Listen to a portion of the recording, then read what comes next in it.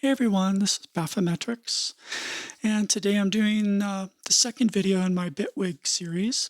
Today's going to be a deep dive into Bitwig's browser, and as with almost all the videos in this series, I'm coming from the context of comparing how Bitwig works versus how Ableton Live works. So we're going to be talking today about Ableton Live's browser versus Bitwig's browser, and it's going to be a long one. I'm going to show you all the ins and outs of Bitwig's browser and why it's so powerful. Let's see. I think before I start, I want to set a frame for how to think about Bitwig and its browser. Ableton Live, its browser is basically like a file system, kind of like in Windows or in Macintosh. Everything you do is organized by the files and folders on your actual file system, and the browser mimics that. And that's pretty much the only way you can dig into a certain folder and find samples, for example. You have to drill until you find, hopefully, the sample you want. Okay. You do have a search feature like Control F, acid, base, right? And you can find all the samples that have both of the words acid and base in them, even if they're not in the order you typed it, like this was base and then acid, right? So that's pretty useful. That's great. Problem is, this is the all results, and you don't know which folder this came from. Like, where is this from a sample pack that I think is any good? I mean, we all collect sample packs, right? And a lot of our sample packs are crap. Or we like them once, but they're no longer any good. Like, we would never use them in a current production. Or, you know, you buy a sample pack and there's 10 samples in it that are really good and the rest are just total crap. Okay? So a view like this can sometimes be not that helpful, because it's like, well, are these coming from good sample packs or bad sample packs? You know, what do I do with this? And yeah, since Live introduced Live 10 and you have the ability to color tag certain things, you may have taken the time to go through and mark the samples that are good and not marked the samples that are bad. So that can be helpful. That was a nice improvement in Live 10 for sure. But where it gets a little weird is, let's say I know for a fact I'm looking for a specific acid-base sample in my splice library. So I have a place down here where I'm wiggling my cursor just for the splice samples that I've downloaded. And as I can see, I don't have any acid-base samples here. So I go, well, okay, how about in my big sample lib? So I go there and it's like, okay, well, you've got some samples in these folders, but then I'm back to drill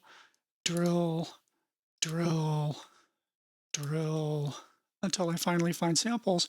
And then it's not showing me the acid-base samples anymore, right? It's showing me all these other samples. The only reason it's showing me these is because a top-level folder said acid and base in the title, okay? So sometimes, depending on the way you've organized your sample library, it can be really hard to dig around and find samples, right? You usually have to rely on either this nice all results view, but then not really have much clue about where the samples are coming from, or you have to manually dig around in your sample library to find, and then you get a lot of noise, like results that aren't something you want.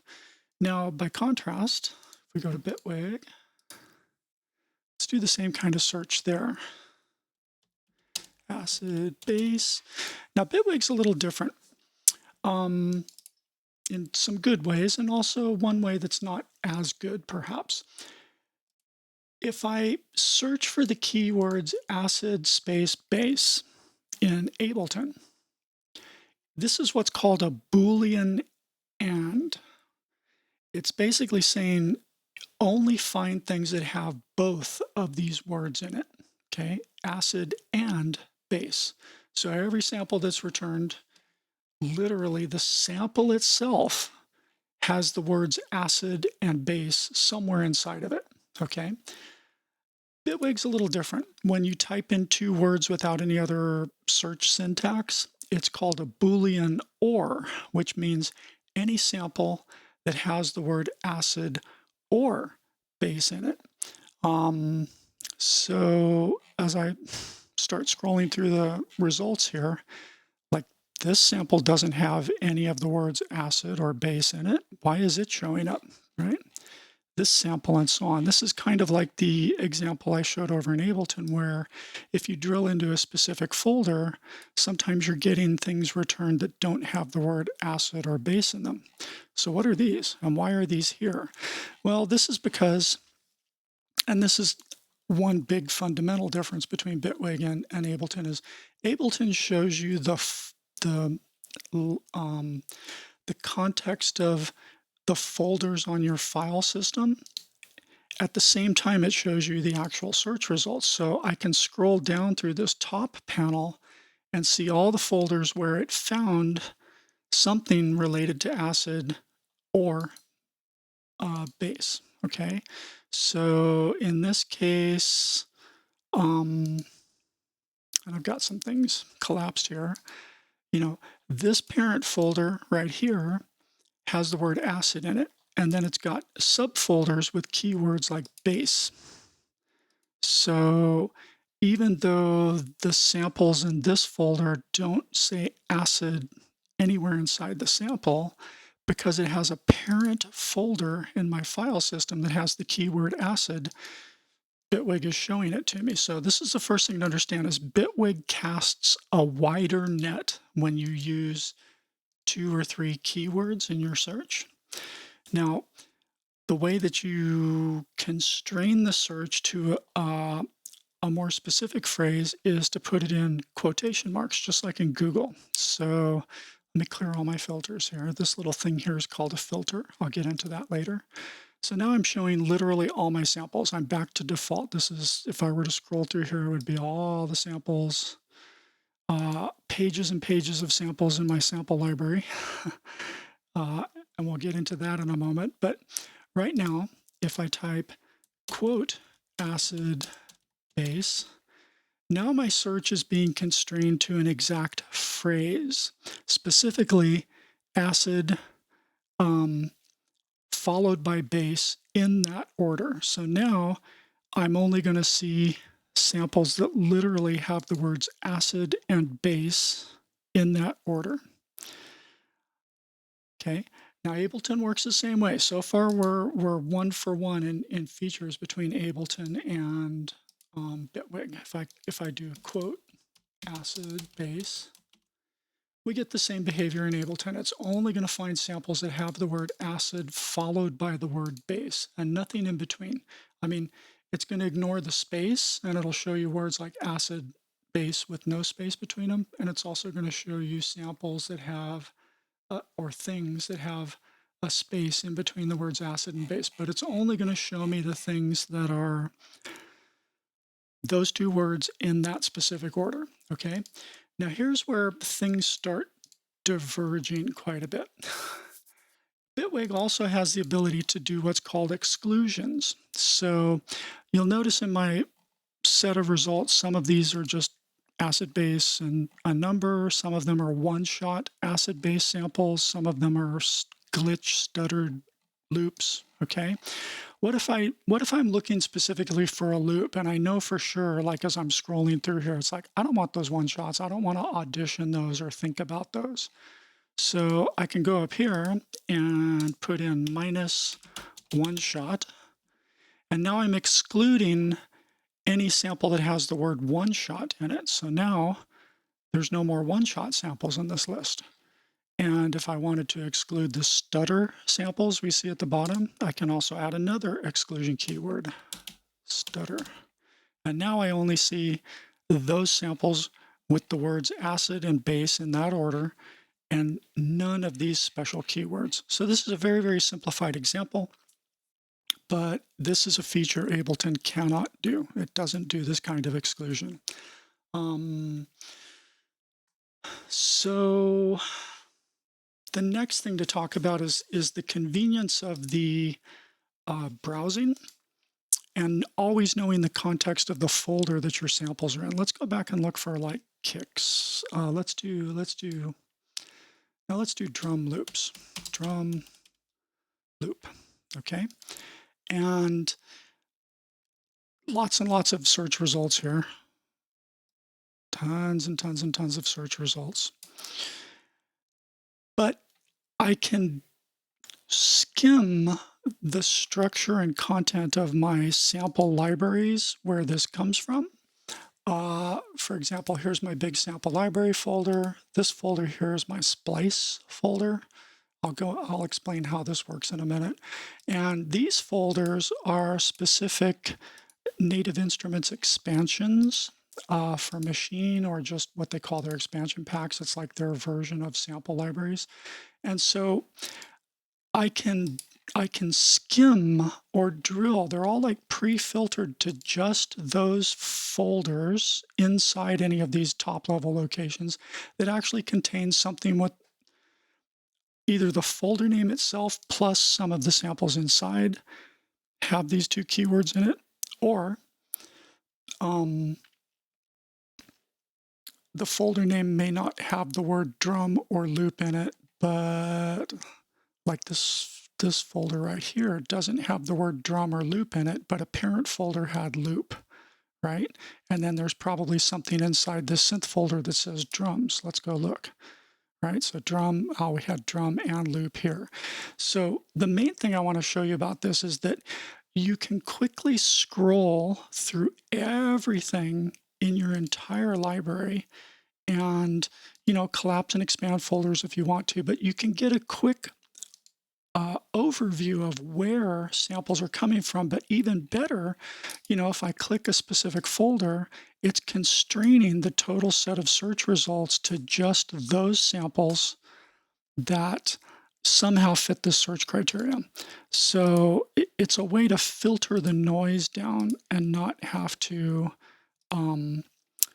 see everything that has a pretty broad search term like drum loop. Like I can say, okay, I remember cymatic grimes was okay. It had some good stuff in it. So let's see, oh yeah, hi-hat loops, that's what I'm looking for. Or perk loops, or maybe just full on a build-up loop or whatever. And you can just filter really easily just by scrolling and clicking. Again, over in live, it's different, right? If I search for drum loop here, right? I can scroll through my huge list of results without any idea what sample folder this came from or what sample pack this came from, unless it's, really well named inside the sample itself. And if I want to do that sort of contextual browsing and understand where the samples are coming from, I have to start drilling into my sample library, for instance. Okay, well, you've got something that matching drum loop in all of these folders. Which one do you want to look at? I can't just scroll through here and quickly get context. If I click this, nothing happens. It doesn't show me the samples. If I say, yeah, I want to see all the samples that are drum loops in my Cymatics Infinity House folder, that's it. Bupkis, you don't get anything, right? If I have to drill, and I have to drill again, and I have to drill again, right, to finally find something. And then if I go, no, I don't want drum buildups, I have to scroll down or close this and then drill into the next folder, right? And if I don't like any of those, I have to close it and pick a different folder and start drilling into it. And this just drove me crazy about Ableton. It was so hard to contextually search for something. Whereas in Bitwig, if I search for any term like riser long, right? I instantly get this set, and let me remove the old filter. I instantly get this contextual kind of result set. I can see that the only samples I have that have some keywords like long riser or riser long in either order are in just a few folders in my sample library and nowhere else. They don't appear anywhere else. They just appear in these, I don't know, 12, 10 folders. And I can quickly go, okay, well, show me the ones that are inside my entire set of construction kit folders at the top level of my sample library. And I can see that in all of my construction kit folders, there's only 3 samples that have the word or that have something to do with a long riser, this particular search keyword. right? As I go deeper and deeper, it might start getting more narrow, but it's always like if I want the highest level context, I can click on a higher level folder in the hierarchy, or I can go here to FX Fully Ambient, and okay, here's a bunch of long risers. Or I can go to another high level folder called Producer Dojo, and again, here's all the long risers in Producer Dojo. Or let's find something that's going to get a couple subfolders at the same level. Let's do hat loop. Okay. And here's a good example. So there's a native instruments expansion pack called Deep Matter. And it has a samples folder, it has a loops folder inside that, it has a construction folder. And then these folders represent the different kits, if you will. I think they call them kits, groups, kits.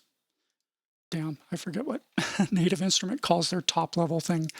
But anyway, I can look in this folder and see one hi-hat hat loop of some sort. And again, it has the keyword hat in it, and its parent, some ancestor or parent folder says loop, so that's why I'm finding it.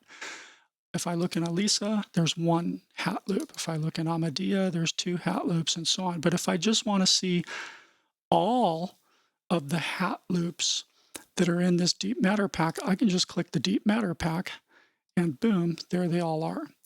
Again, can't do this in Ableton. To find all of these hat loops, if I even had these indexed in Ableton, I would have to literally click on every one of these folders and drill down to see these. I couldn't see them. I couldn't click on the top level folder and say, show me all of the hat loops inside of this Native Instruments expansion. So this is, to me, a really a very powerful and more friendly search option. Between that and the fact that I can exclude keywords is really nice. Now, so far, I've just been talking about the generic quick find, right? You're just searching for keywords. There's way more features in this browser.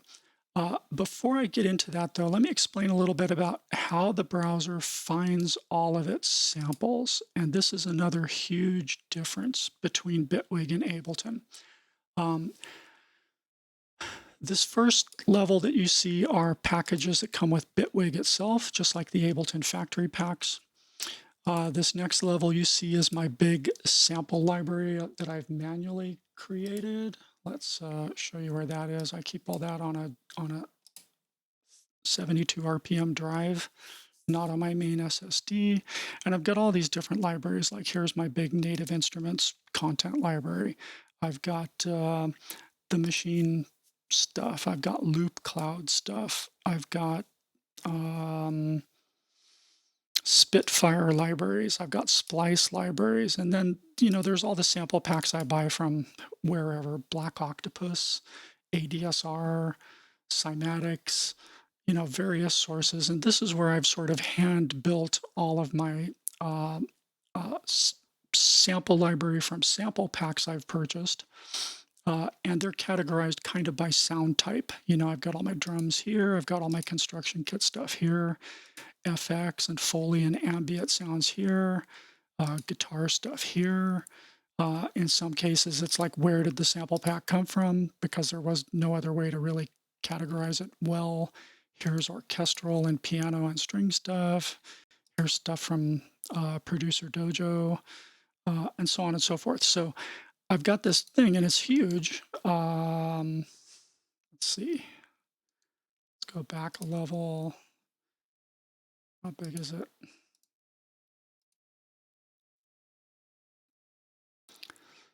This will take a while. I think it's about 100 or 200 gig. Oh no, yeah, about 100 gig, right? So I've got about 100 gig, 73,000 samples in here, right? Just in my one sample library that for factory packs and stuff. I mean, this isn't even counting like machine or Native Instruments content or Spitfire content or Splice, anything like that. So in Ableton, you can really only add things that it will search through for samples by adding them to this places, right? There's your default user library, which really you shouldn't put samples in at all. The samples folder that's in it should be samples that are included in your sampler presets and your racks that have a sampler in it. So that would include things like if you're the kind of person who builds 128s, all the samples inside all your 128s would be here in this folder. Okay, like, well, this isn't doing a good job of showing that, but I can add my hand-built sample library as a place. I can add my splice library as a place. I could add other things as a place, but then you start getting this really, really long list. Like if I wanted to add all of my native instruments expansion packs here, I'd have to do it one at a time. I'd have to add a folder and go drill down and find the very first native instrument expansion in my NI content, like Arcane Attic here. And I would have to add Arcane Attic as its own folder, right? If I picked a higher level folder, I'd get all kinds of crap I don't want. And in fact, even if I pick this Arcane Attic folder, I still get a lot of crap I don't want. Let me clear my search results here. That's why things weren't showing. So, you know, I add Arcane Attic and I'm getting all these folders that don't have samples in them. None of these have to do with samples. It's here. This is what I want. I want the samples, right? And so I would have to drill way down, and if I added only the samples folder, in fact, let's do that. Let's just remove Arcane Attic and re-add it. This time I'll drill down into the samples folder, right? And I'll just grab that one folder and add it. And now the problem is it's just a folder called samples. And I can rename this as Arcane Attic, but that's kind of a pain in the butt to do this. I have lots of native instruments expansions. I have lots of other folders in different places. So it gets very tedious to add this stuff. If I buy a new native instruments expansion and add it, you know, it's just lots and lots of stuff. And this list could grow and grow and grow and start forcing me to scroll up and down in this side of the browser window. And it gets messy, right? You can do it, but the keyword for Ableton in its browser is in some ways it's messy and clunky and slow and makes you click, click, click and drill, drill, drill and do all kinds of stuff. Now, by contrast, Bitwig has a way of, it's got a whole tab called locations in its settings. And you can specify exactly where your user library lives, just like in Ableton. And this is typically where all your presets and racks and devices, device presets, and all the custom racks you build, that's typically what goes in the user library. Then it's got this thing that it says sound content, which means samples. And you can just keep adding more and more locations to the list. And you can even tell it, this little mark here says, automatically scan this thing for changes, right? So like, here's my top level sample library here, and it's set to automatically scan. So if I buy a new sample pack and, you know, unzip it into some folder somewhere inside my sample library, Bitwig will automatically pick it up. Here's my splice samples. Here's my, this is mostly Midi, but there are some Midi packs that I've gotten also have samples included in them. So I won't see the Midi itself, the Midi clips, but I'll see the samples that are inside here. Here's Loop Cloud, Palindrome, all my native instruments stuff, and so on. So, you know, you can add all this here in a very granular way, and it doesn't necessarily bloat up the browser itself. This section down here where they call music, that's for reference tracks, like all the WAV reference tracks or MP3 reference tracks or AIF or FLAC, whatever. So there's a few different places I keep various kinds of reference tracks I might want to grab easily, and that's what this is about. There's the plugin locations. So these are the various places to look for plugins, unlike Ableton, where it's just you get one plugin folder Every plugin has to go in that folder because Ableton can only read one. Well, in Bitwig, if you've got plugins scattered all over your system, you can just set it up here and it'll find them all and be able to use them. And then some other stuff down here. So the main point is that once I've added a given physical folder to that locations area in the Bitwig settings, then it's just always here in this location category right here.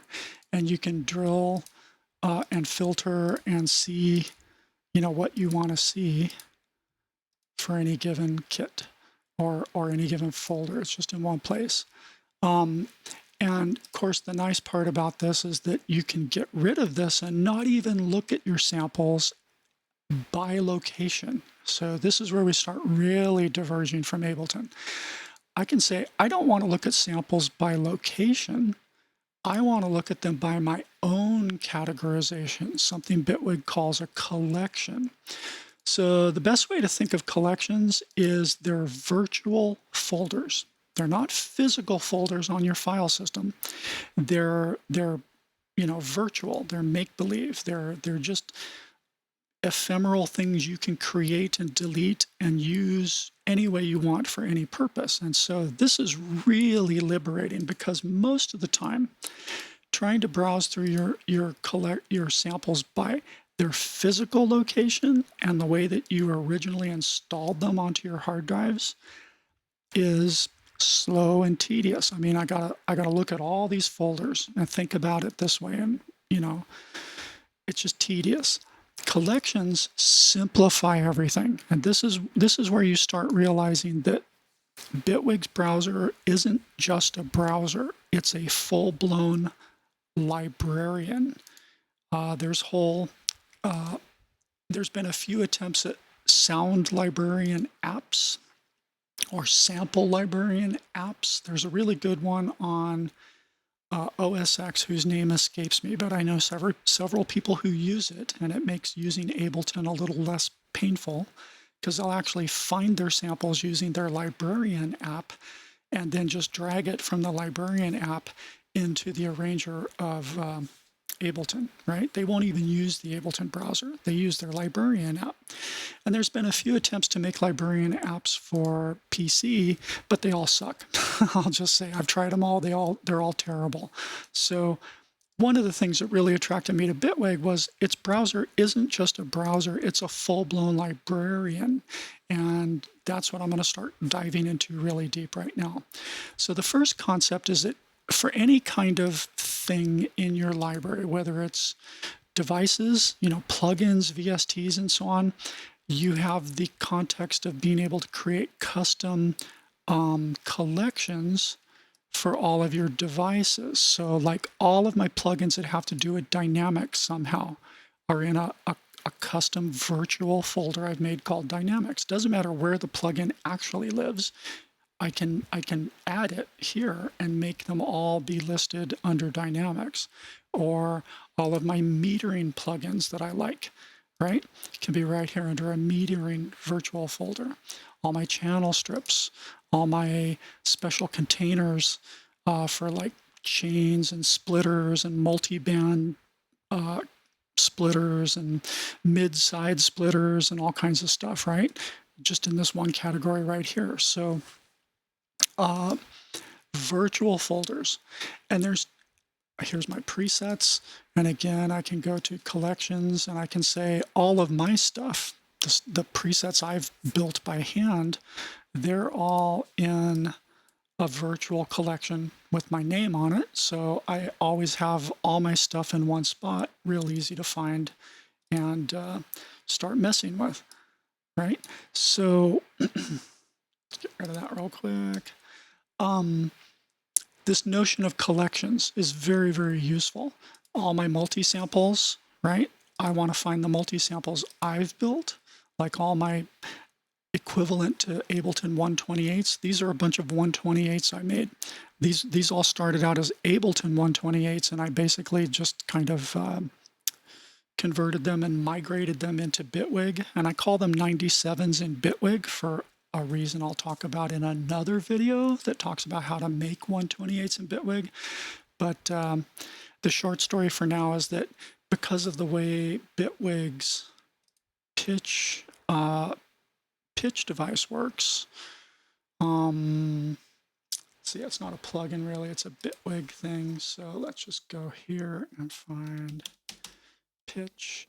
So Bitwig's equivalent to Ableton's pitch device is called Note Pitch Shifter, and it's one knob that can select semitones or pitches or notes. It only goes from a root note and then 3 octaves below it and 3 octaves above it. So that adds up to 97 total semitones that this dial can scroll through. So a big part of using 128s is to have a dial that can just select each sample one at a time. And because the range of this dial is only 97 notes, that's why I call all of my 128s 97s, and they only have 97 samples in them instead of 128. And it's just because of the way you use this to make 128s work really well in a project.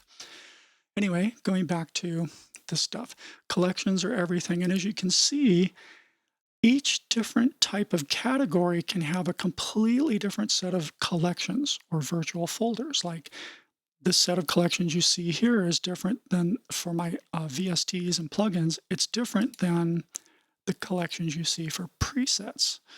And the collections you see for samples are different. And the collections you see for multi-samples are different, and so on. So this is really powerful because it lets you organize your samples or organize your presets or organize your VST devices or plugins. It lets you organize them in a way that makes sense to you and is categorized in a friendly way to you without having to manually move things around on your file system. Like in Ableton, if you want to have the equivalent of a good, better, best categorization for your samples, right?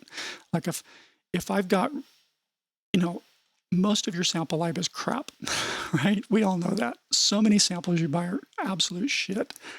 And some of them are gems, and they're the ones you use in your production all the time, right? So a lot of us will spend time and energy to somehow mark or flag or reorganize our sample library so that we can find all the good stuff quickly. And in Ableton, you do that literally by creating folders and either copying or moving your good samples into a smaller set of folders with very specific names. Like, let's see if I can find it.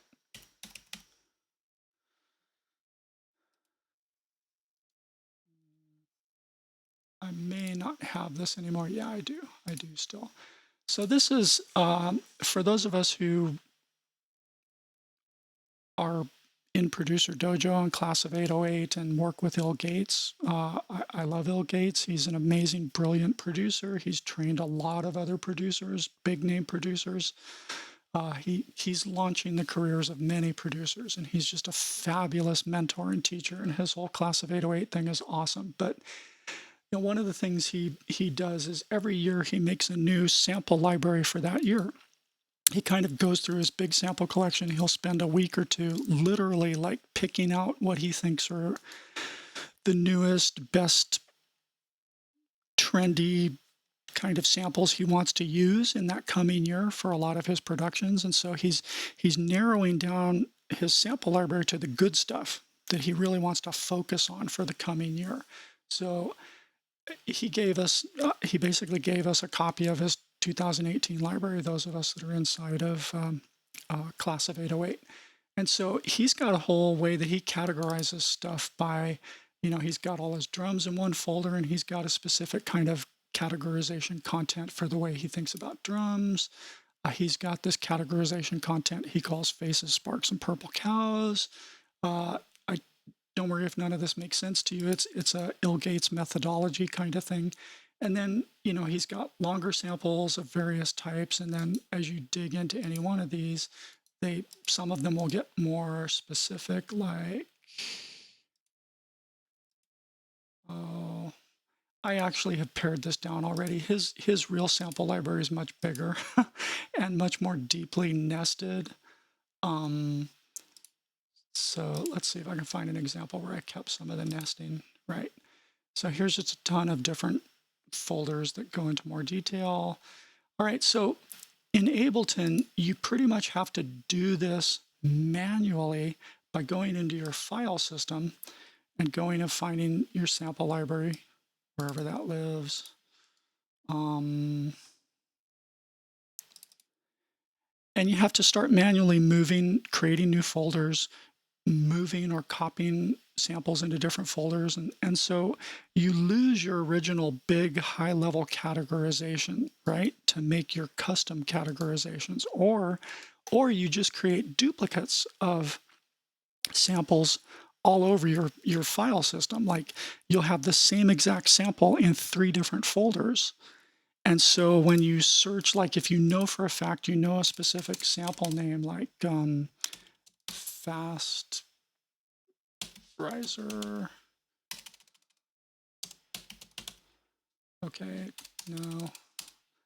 I can't think of a good search term on the fly, but I know for a fact over in Ableton land, I definitely was having duplicate and triplicate samples. And so when I'd search for a sample by name, because I knew what it was, I wouldn't know in this result window, like there'd be 3 samples in a row that were exactly the same name. And it's like, well, wait a minute, which folder did this come from?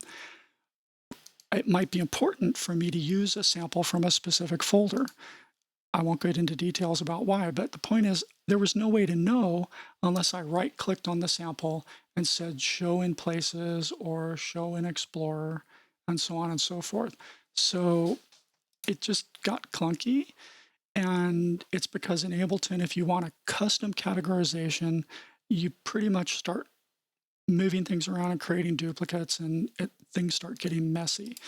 But in Bitwig, by contrast, since you can create a custom categorization for your stuff that uses virtual folders, it doesn't matter where the files actually live. It doesn't matter what the actual folder structure is, because you're just dragging, well, you're not dragging, you're clicking these star buttons to add them to these virtual folders.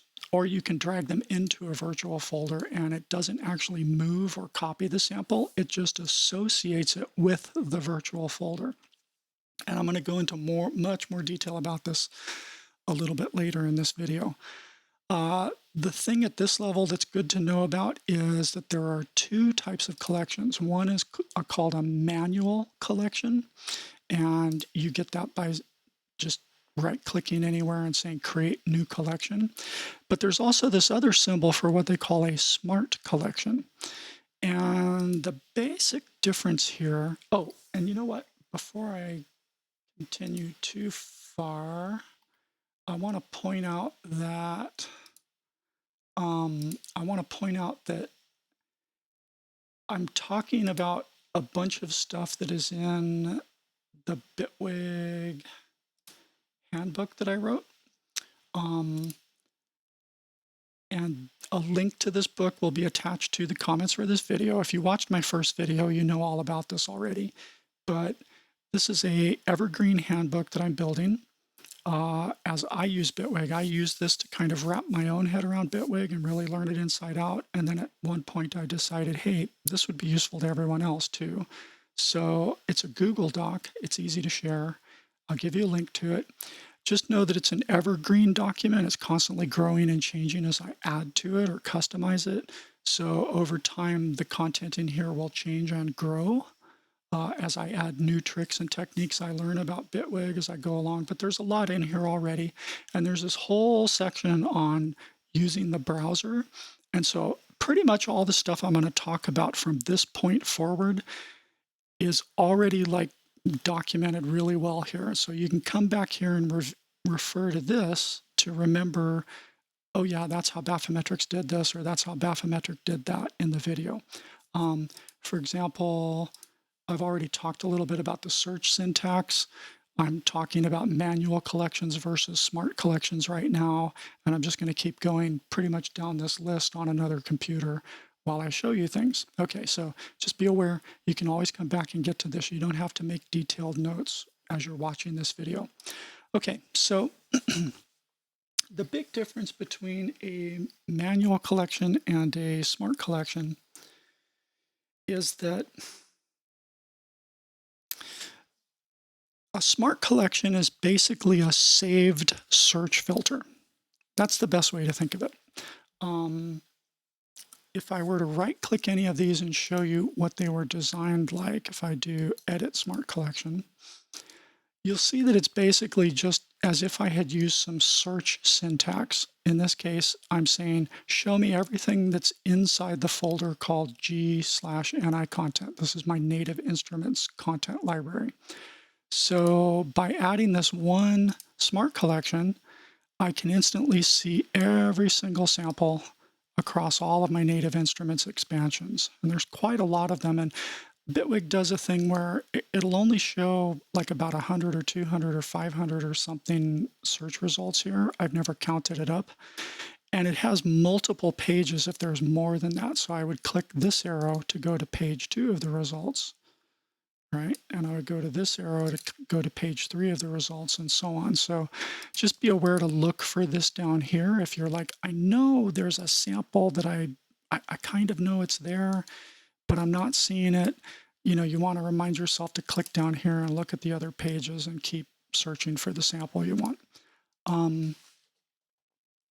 So here's another one, Snowflake faces. Let's edit this. So this is also saying look in a specific folder, and I'll get into a little more detail about what these Snowflake things are later. In the ill.Gates way of doing things, which I largely follow, he has a concept of samples that are at the highest level. He calls them either robot or snowflake samples. And it's just a useful mnemonic convention. The basic idea is a snowflake is something you're only going to use one time in one song. You're never going to use it again because it's so unique. It's a key part of that, the unique identity of that song. And once you've used it, you don't ever want to reuse that sample in other songs. By contrast, robot sounds are the kind of generic sounds that you can reuse over and over, and nobody's ever going to notice or care. So a lot of drum sounds would be robots because you can reuse the same kick in tons of different songs. Nobody's going to know, nobody's going to care. You can use the same percussion loop in 3 different songs, and nobody's probably even going to notice because there's so much other stuff going on. So that's what these robot folders are, and that's what this concept is. It's like, I haven't finished building out everything in Bitwig yet. I got this far and decided to do this video. So I've only started building my robot folders, but the basic idea is I've got several types of buildups already selected. I'm starting to work on my drum samples. So we'll just focus on the buildups. You know, I have actual drum buildups. I have drum impacts, risers that are based around drums. I have some buildups that aren't drum oriented, but they're vocal oriented. And so these are like vocal chants. They're not really tonal or melodic in any way. And then I have some vocal buildups that are tonal. And so I can name these collections in a way that makes sense and make them sort of alphabetically, in alphabetical order, line up together and stay grouped together so that it's easy in this example to just look through the 5 different types of buildup samples that I think are really good out of my total collection and that I plan to use often, right? This is my good stuff, specifically for these types of sounds. So again, I didn't have to manually create folders and manually copy or move samples into new folders to do this. These are virtual folders. And then this good, better, best is a whole different system. I'll explain a little bit later. What else is useful at a high level? I talked about this briefly in my first video about comparing Ableton to Bitwig at a high level. But for presets, in particular for presets, let's use this lead sit on top again as an example. When you save any kind of rack, or if you make changes to a rack and resave it to your library, when you do save preset to library, you get this dialog. One of the really incredible things in the dialog is this long description field. It can be as long as you want. It scrolls, right? And so you can put notes to yourself, or you producer friends you share these things with or sell to. You can actually put mini documentation in here. Like, this is a very tricky rack to set up. I have to set left and right delay times to very specific types of notes. I have to adjust an inner stereo parallel compressor gain a certain way. I have to adjust an outer delay, a stereo parallel delay gain to a certain level. There's like a certain order I do things in to make this rack have the effect I want it to have. And I can put all those notes to myself in here so that I don't have to like go refer to a notebook or something about, now how do I use this stupid rack again? You just put it right here, and that's fabulous. It also by default will pick up your creator name and save that, which makes it over here. They just automatically show up in the smart collection every time I create a new rack. Give it a verbose name. I can give it a variety of categories. Now these are static. They're just Bitwig categories, so you have to pick the closest best fit. And then there's some predefined default tags you can select from. Like, I could do that and set those tags, but you can also add custom tags. Like, I could say vocal vox, right? And then if I want to search by tag name later, in fact, let me just go ahead and save this preset with that thing. And so now if I come over here and clear all my filters and search for the tag category, and I say, Vox, it's going to, among the other things that have the tag Vox in it, there's my lead sit on top rack, right? So you can categorize things by tag, but I'm staying focused on collections for now. So this is a really nice feature, is like as you're browsing through, let me get rid of search terms so it's showing all my things again. As I look through each one of these, or as I'm actually using it and saying, now, how do I set up the damn, delay time on something, or how do I set up the gain on this thing again? I can just look over here in the browser and select that same rack, and just here's my user instructions right here. So that's super convenient. What do I want to say next? Okay, so for smart collections, the basic idea for creating a smart collection, let's just do a quick and dirty one here. Over my sample library, I'm going to search for build up vocal, right? And let's say I want a quick and dirty smart collection of every single thing that has some parent folder name or some keyword in the file that is vocal buildup, right? So all of these potential folders right here that you see expanded. This has 44 possible hits. This has 56 possible hits. This has 50. This has 3, and so on. But this is the total set. And let's say I want to save this search term as a smart collection.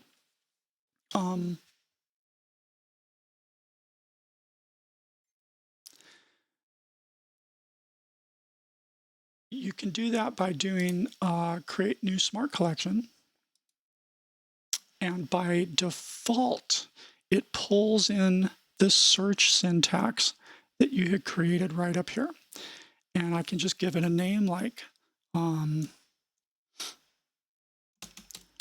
robot build up vocals, right? And if I click OK, I now have a new smart collection called Robot Build-Up Vocals, or whatever name I wanted to give it. And if I click it, there it is again. So any kind of search term you end up using that you like a lot, you can just instantly save as a smart collection. Let me delete this one. How do I delete you? I have to do it with the delete key. So I'm going to delete it. And let's rebuild it a different way. Let's do instead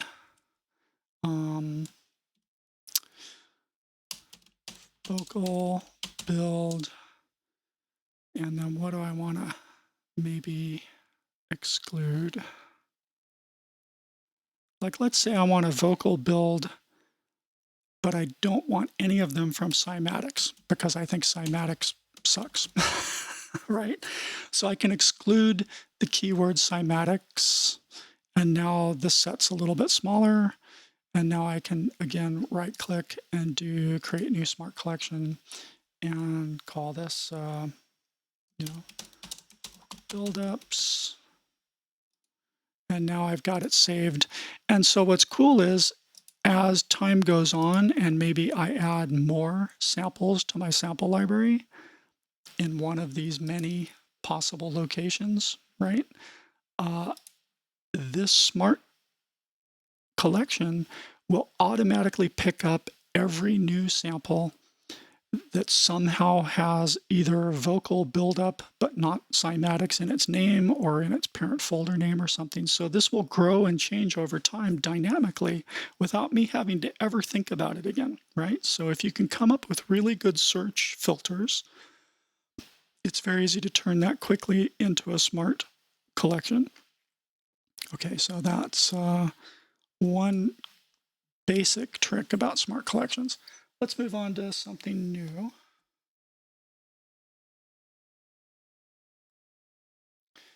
So I kind of touched on this already, but I want to go over it in specific. It's really, really, really useful to create a collection for your presets that is all of your own presets that you make of any kind. And so if I edit the smart collection, I'll show you how I did. I basically just say creator equals BAPHY'Metrics, right? So any new rack that I start building, like let's just go grab a, I don't know, instrument selector. That's a special container. Let's add some serum to this. And let's just go pick a preset real quick. Oops, it automatically opens, my bad. Let me just grab some random preset. Okay, I grabbed it. Hello. Hello, cymatics. What's going on? Oh, serum, you're being badly behaved. Am I about to crash this audio engine? No, okay, finally. I guess maybe serum was re-indexing something. So I've got a version of serum here with one patch in it. Now I'm going to add another version of serum. I'll pick a different preset. So let's say I'm trying to find presets that might work in a song that I have, right? So I'll use that one. I think I have too many serum presets. Come on, you can do it. You can do it. Okay, there's that one. And let's add a different synth. Let's add Thorn. Let's use that's the 32, I'm sorry, that's the VST2 version of Thorn. That's the VST3 version of Thorn. I'll use that one. VST3 is usually better. Now let's say I pick a preset out of here. Right, and so let's just assume that these are all 3 synths that I think I might want to use in a project I'm working on. And more importantly, this thing called an instrument selector lets me do automation on the track that can change between each one of these synths at various points. So like, you know, at this point I could do the Thorn preset or the second serum preset or the first serum preset. And if I actually name these, like all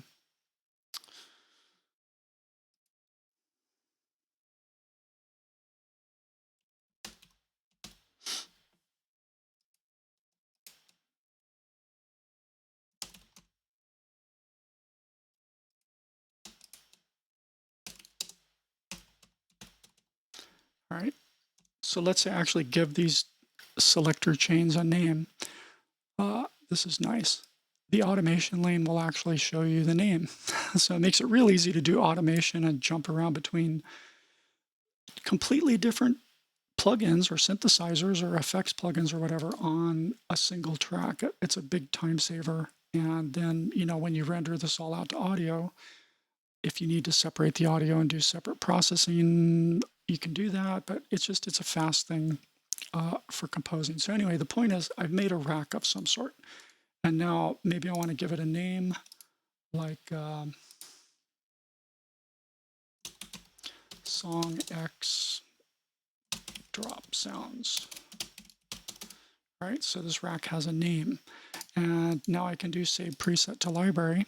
And it's automatically got my creator name on it. And I can call this drop sounds for song ABC. Right, I could give it tags if I wanted to. I could give it a description if I wanted to. And if I save it to my user library, then now all of a sudden, when I go to my smart collection, get rid of that filter. Oh, get rid of this filter. Sorry. If I go to my smart collection, drop sounds for song ABC right here.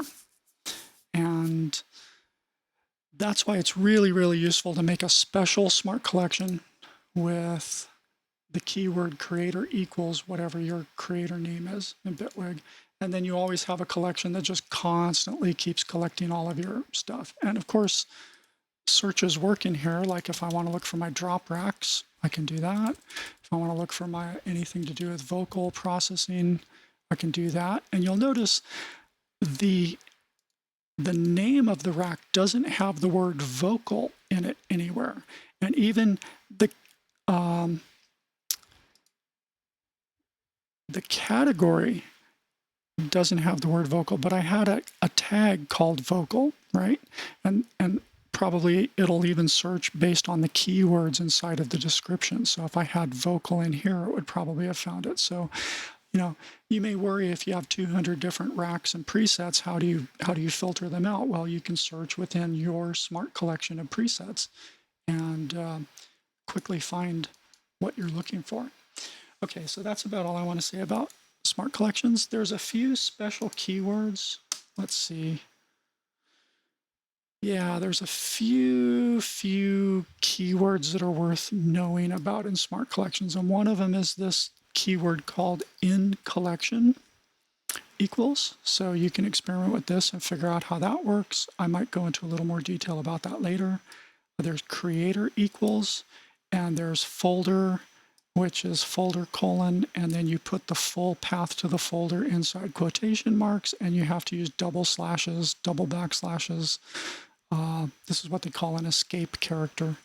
So experiment with this and it'll start making more sense. But these are the three special filter keywords I found so far. I might find more, or Bitwig might add more over time. But these are the ones I know work. So these are really useful when you're building complex smart collections, and you can come back and experiment with this later. Okay, so I've talked about the basic trick for keeping your presets and multi-samples easy to find and understand. Now I'm going to talk about how clips and groups and tracks work in the browser. It's very similar to Ableton. Let me get rid of a few things here. So I don't pollute my stuff. I don't really care about this preset, so I'm going to get rid of it. Okay. This particular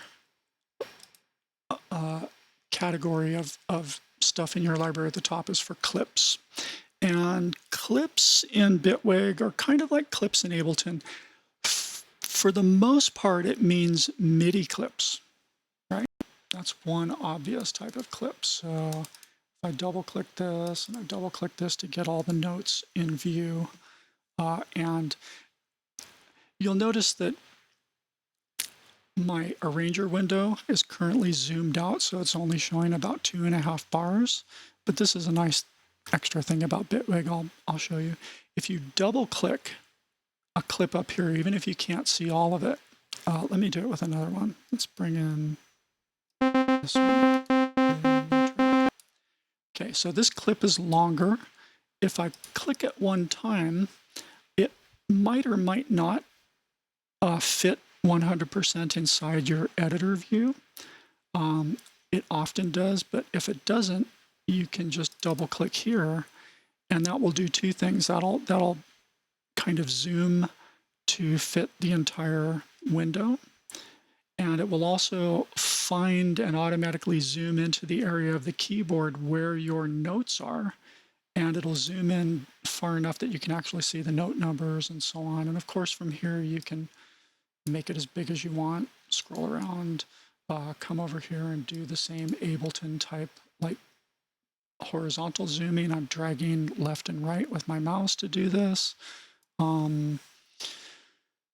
So anyway, don't want to digress too far. I'll talk about this later. But you know, if I'm completely off the chart and I double click this, it'll bring it back to some view that shows me the whole set of MIDI notes, no matter, you know, whatever zoom is appropriate. So that's a pretty nice feature. But the main point is most of what's in your clip library is going to be MIDI. And like, for example, I have a lot of MIDI clips inside various construction kits. I have my own MIDI I've made for stuff and so on. But the other type of clip that might be in the clips section are tracks and groups. And they have a slightly different looking icon depending on whether it's a track or a group. So clips get really interesting when it comes to tracks and groups. And it works a little bit differently than in Ableton. Let me open up a real project with some files in it. I'll go ahead and grab kind of the latest version of this project. I'll probably do another iteration or two before I put it out. And I'm not going to activate the audio engine. I just want to show how clips work. So let's say I wanted to take this entire this number 2 drum track, right? And I want to put this in my clip library. In Ableton, you would literally grab the track header and just come over here and drop it in your browser. But you can see I've got this big, no, you can't do that symbol, right? So that's not going to work. Well, what works? Well, you can take individual clips, whether they're MIDI or audio. Let's use this one instead. I'm going to take this one audio clip right here, and I'm going to drag it over into the library. So if I drag the clip itself into the lower half of the window, now it's not showing me that funky thing. And if I let go, it's going to say, well, okay, what do you want to call it? You probably don't want to call it just bounce. It's going to let me tag it up. It's going to lock in the tempo of the clip and the metadata in the clip. It's going to say, do you want to save all of the processing devices in the clip? Everything that's on the device chain for the clip or not? You could just save the audio, the raw audio, but not the processing. And also if there are, do you want to actually embed the audio file? By default, since this is a sample, it's not giving me a choice here. It's grayed out. It's going to embed the file that's in my project folder. So if I click OK, now it's saved it, but where has it saved it to? Okay, so remember this was called Black Ops something, so I'm going to search for Black and Ops. Where are you? Is it Black Ops? There we go. Black Ops with a space. So here's where it saved it, and you'll notice that by default it saved it to where? Where exactly did it save it? So let's right click and say reveal file. That's how you see it on your file system. So it saved it to my Bitwig user library in a folder called clips. So that's this right here represents the Bitwig user library. And here's where it puts all of the track clips. And it can tell me that it's a clip. It shows me the same shape as a clip on in my project. And it has a little wave file to show me that it's an audio clip. Okay, so this will be confusing at first. It's like, hey, where did it put it when I saved it? And you just have to know that in the Bitwig scheme of things, if I get rid of all this, you have to just know this very first thing is usually called My Library, and that's where all your track and group clips will end up, is in this one spot. And you can have further subfolders if you want, but probably don't need to. So My Library, that's the main thing to remember. So this was an audio clip. Let's drag a Midi clip in. All right, so I'm going to take this clip, drag it in. Again, I can give it a custom name. I can tag it up. I can say, do I want to save all the processing devices that are in that clip? Like, do I want to actually save the VST synth that I had on this track? And if I say yes, now we have a clip that looks like a Midi logo, right? So it's very easy to tell your audio versus Midi clips. And then let's say I want to get even fancier. Let's say I want to save this entire section of this track, which is several different audio clips of different types, because I've got colors here showing that there's different types. So what you would do in this case is highlight a segment of time, and then once that time segment is highlighted, right click on it and say consolidate to make it one single audio clip. And then you can take this audio clip and drag it into your library and give it a name and tag it up and do all that other stuff. And now I have this consolidated thing. And now you'll notice it has this symbol that basically means, well, it originally started out as a bunch of clips. It's a consolidated something or other, right? So it's wherever you see this kind of Neapolitan ice cream looking symbol, and where that comes from, by the way, let me unhide some a group that I have that's normally deactivated. I have a group folder here, and by default, Bitwig uses this funky kind of,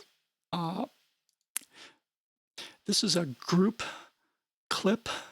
It looks like these rainbow things, like multiple clips, and depending on what I've grouped, it'll look like this. So it's sort of a way at the group level. If your group folder was collapsed, it kind of indicates what types of clips are located where in the group and whether they're stacked clips or not. Like, there aren't any stacked clips here in this group, but there are in this group. So here you can see this is showing me I have 3 different clips that are stacked up and roughly where they start and stop.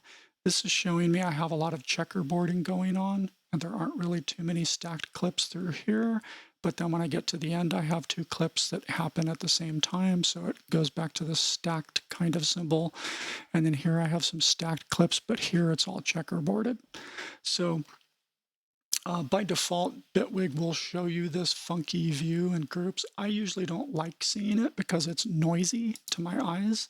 So I usually say, show me the actual master group, which most of the time is empty, but that's a subject for another video. The fact that you can put audio and MIDI clips on a group channel, and they'll actually operate in addition to everything that's inside the group. Yeah, it gets fancy. The rat hole goes deep. But at any rate, the point I'm making is that anytime you have sort of multiple things that got somehow consolidated into one thing and then saved over here as a clip, that's when you get this thing that looks like 1, 2, 3 layers that's kind of mimicking this thing Bitwig does with its default view of group related things. Let me hide my deactivated tracks again. So how do we get these back into a project? Let me close this thing. Oh, I should show you a couple other things. How do you get a whole group into here? Okay, well, let's do it. Let's take this whole sidechain group, all my sidechain tracks, to get the entire stem into the library. I would select a whole segment of time on the group track itself, and then I would do consolidate. And then I would take this and, well, let's see, that's the master track. Let me think about this. I may be giving you bad advice, so let me delete that clip and let's go back to show the whole group track content. I would take these group clips and I would consolidate them and see how it's also, when I select the time up in the group lane, it's also selecting all the clips below it, right? All the clips that are inside the group. And now if I consolidate this, I have this one consolidated group stem that's spanning the entire length of my song. And if I take this group track and see how it's pulling all the samples with it, and I come over here and drop it, and I call this sidechain tracks from my name is, okay, and I save it. Oh, what are you bitching about? Oh, it doesn't like the syntax I use for my name, as it doesn't like those quotation marks. So let's change that. Let's try that one more time. Drag it in, let go. Sidechain from my name is. Okay, and that time it took it. It's taking a second to sort of do a bounce on the fly, and there it is. Okay, so let's go over and yeah, I think I've showed you everything. Let's just close this project, and I'm not, of course, going to save any changes because that was a real project I'm not finished with. Let's make a brand new project, which I can do, oops, oh, fuck's sake. There, you just saw Bitwig crash. That happens from time to time. It's rare, probably because I was monkeying around with a really, really big group. This will show you how quickly you can recover. That's good. And the nice things it does when it recovers. So it says, hey, it crashed. Would you tell me what you did? And I'm not going to actually restore any saved projects because I didn't care about anything that was there. So I'm just going to unclick that. And after it recovers whatever project state I wanted to recover, it just gives you this nice plugin. Hey, what were you doing? You don't have to do that whole song and dance with Ableton where you have to go create a separate email and then go find the crash file and attach it to the email. You can just do it right here in Bitwig. So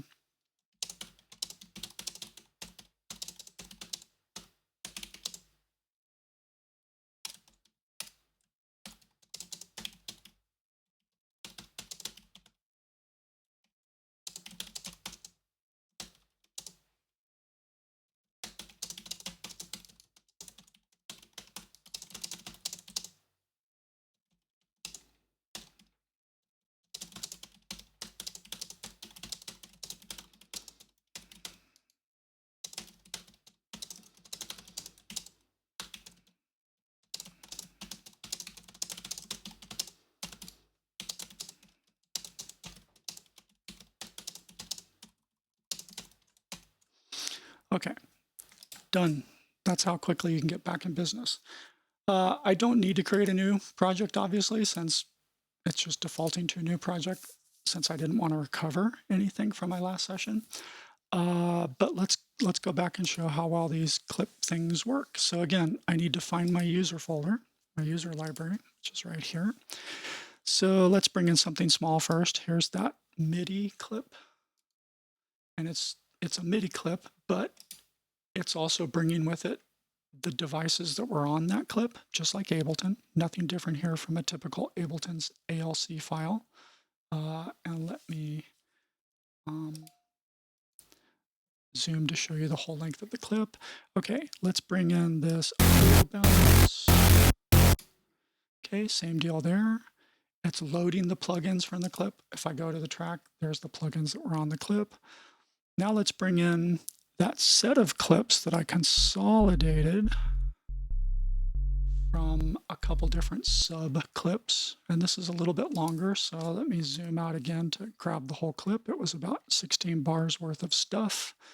And it was pure audio at that point with no devices on it. So it's just a sub clip. And now let's bring in this whole sidechain, this whole group that I saved.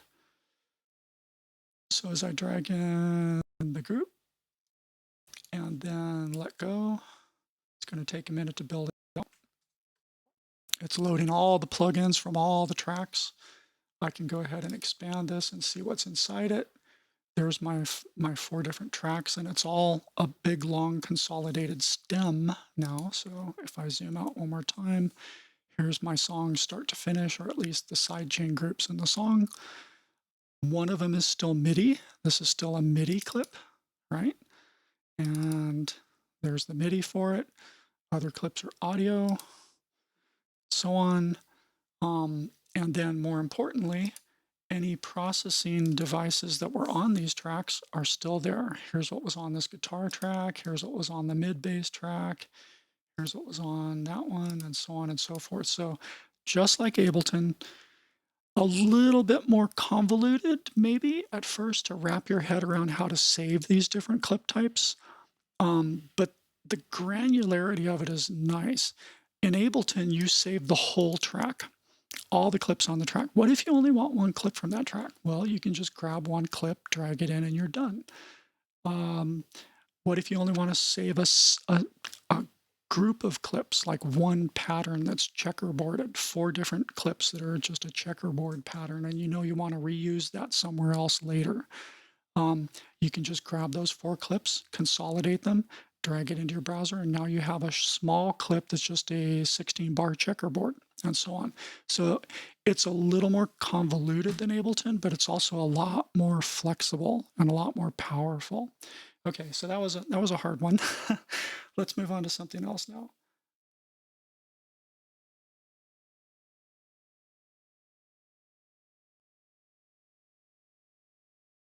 Okay, this is a good one. So in Ableton, and by the way, this is going to be the next section, and I just went through this whole how to save groups, tracks, and clips. Now I'm going to talk about a better way to copy groups and tracks and clips around to different projects. In Ableton, it can often be easier. If I had a project open, sometimes the easiest way to copy a track from one project to another project would be to go to my user library tab and grab a certain track that I want to copy into a different project and drag this over and drop it into my user library. And that's how I end up with something like this clip right here. Like if I drag this clip out and drop it, you're going to see it's a vocal clip, right, with just one thing in it. So a lot of times if I wanted to copy something, I would find a project that had it, drag this over into the library, create a clip real quick, and then I would open a new project.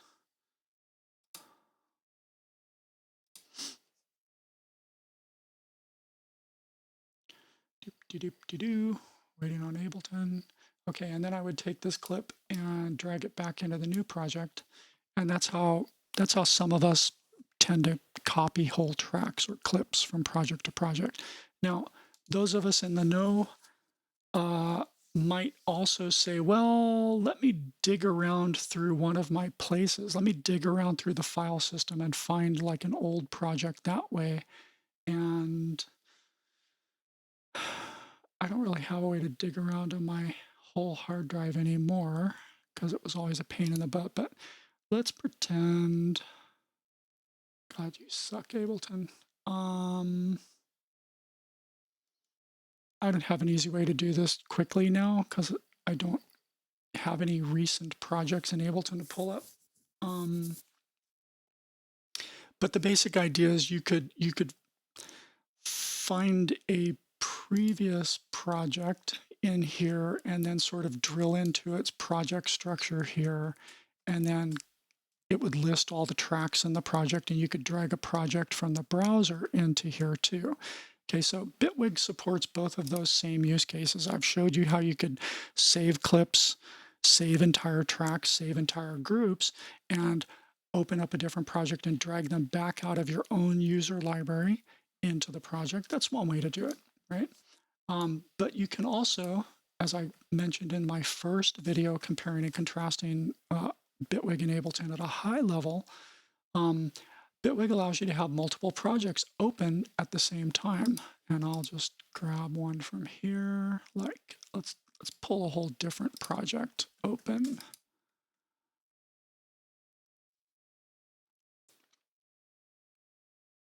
So let's say I have this project, and for whatever reason, there was a, I don't know, a drop synth sound that I wanted to use. Oh, let's make it something like some vocal chant. Where do I have vocal stuff in here? Here at the top. Okay. So let's say I had a certain vocal sample that I wanted to use in my other project. Well, Bitwig allows you to have two projects open at the same time.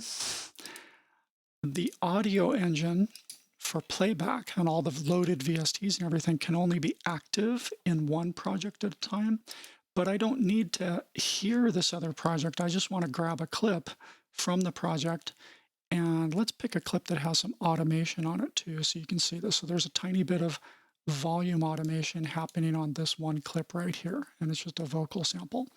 So if I take this clip and select it and start dragging it and bring it up here and hover over the tab name at the upper left of my other project, and then come back down into it and find an empty track or find some track in between other tracks, doesn't matter where really, or even find a specific bar in another track. If I let go, there's my clip. And more importantly, if I say show me all the automation for the clip, oh, don't make a liar out of me. Where's my volume automation? Why didn't you bring in the volume automation? And why didn't you bring the device with it?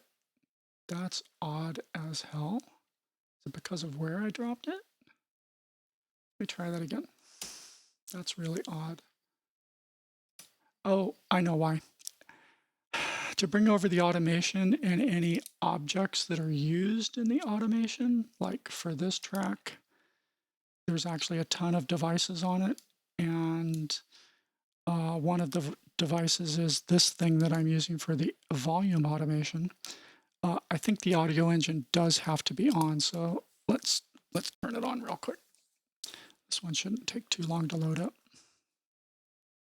It kind of walks through the tracks from top to bottom and loads up the plugins on each track. Like this track is very close to the top, so you can see it instantiated all those plugins real quick, but it's still loading a few others. You can kind of see a hint of it in the upper right.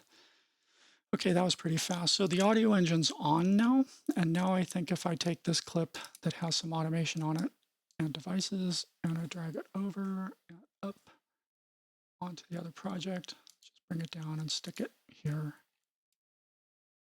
Now I think it should have the actual automation. Oh God, make a liar out of me. I'm not sure what's going on here, folks. Normally that brings the automation with it and the devices with it. Or maybe I'm simply misremembering, because in many cases you wouldn't want to do that. You'd want to set up new automation and new processing for a clip that you pulled in from another project. So I could be mistaken about that. Forget I said that, and we'll pretend it never happened, and we'll move on. But the point is, whether it's a audio clip or a Midi clip, you can simply take any kind of clip and move it from project to project this way. And clip fades at least come along with it, right? So you can see this clip has some fades on it, and it brought those over. And interesting, it kind of brought over, yeah, this is for a different video another day. Yeah. Oh, because I put it on an effect track, of course. Let's put it on a new empty track here. That's why. Okay, so it brought this clip over. Of course, I could change its color, make it a little prettier. But it didn't bring the devices over. So I guess I was mistaken in my memory there.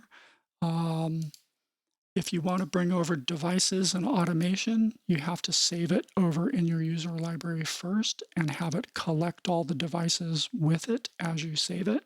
And then when you bring it in, it'll bring in the automation. Like, for example, I know these drop guitars have automation on them.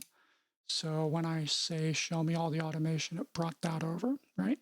Along with all the actual devices that are being used in that automation. Okay, moving on.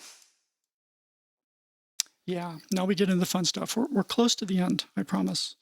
We're going to go to this section of the document called Building Robot Collections.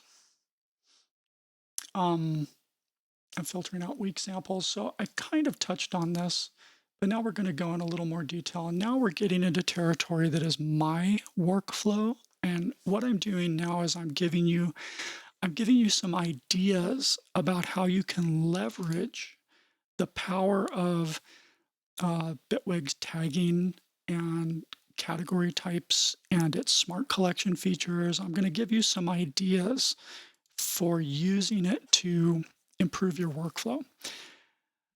And so this is a very, very, very specific kind of workflow idea. Let's create an entirely new project. I always like using this for this shortcut menu instead of the file menu. So I have a new project. Activate the audio engine for it, even though I'm probably not going to play anything. Just habit.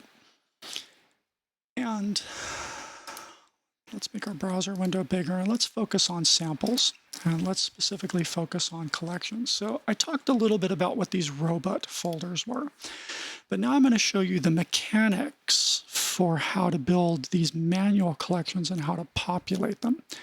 So first, the basic mechanics. I showed you how to make a smart collection, but I didn't show you how to make a manual collection. So if you create a new collection of any type, it's just a folder with a name. So I'm going to call this temp. And I have a new thing called temp. And by default, it puts this little indicator here that says, hey, you just created a brand new collection. And by default, we're going to make it so that anything you look at and start clicking a star on is going to start showing up in this folder. At least that's the idea.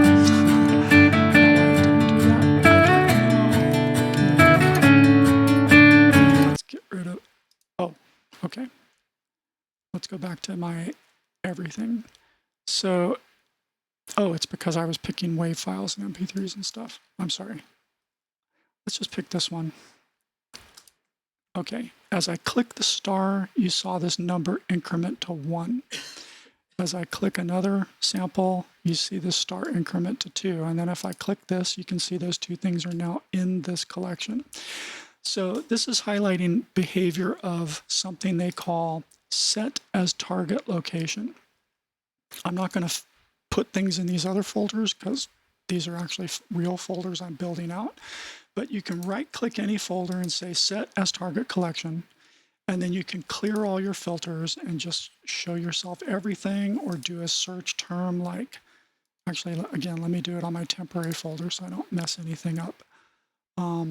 Clear your filters, search for something like